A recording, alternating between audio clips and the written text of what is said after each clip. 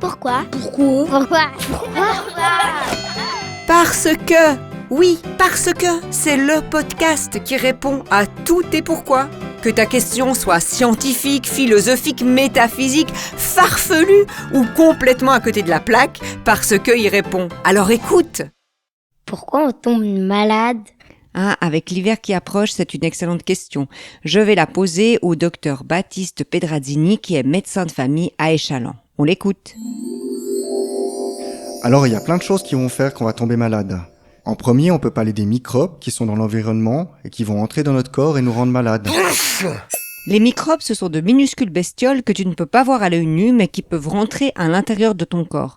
C'est la raison pour laquelle on te dit souvent de bien te laver les mains avant de manger, par exemple, pour éviter de faire rentrer ces bestioles sans le vouloir pendant que tu manges et que tu portes tes mains à ta bouche.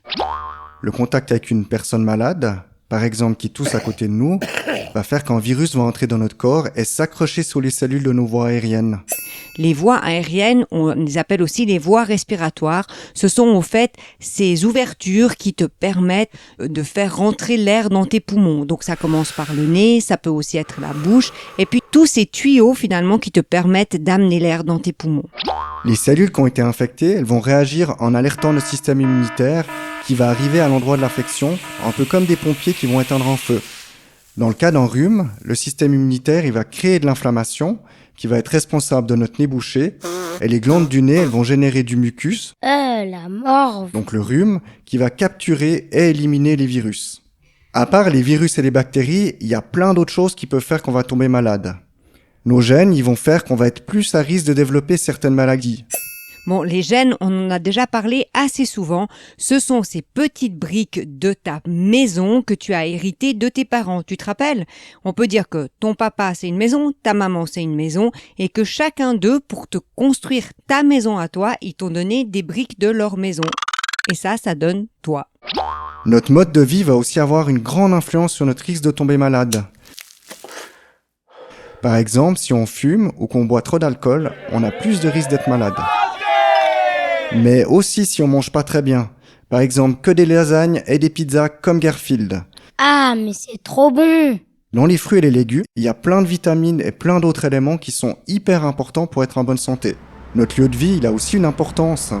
Si on vit dans une ville très polluée, on a plus de risques de développer certaines maladies comme l'asthme.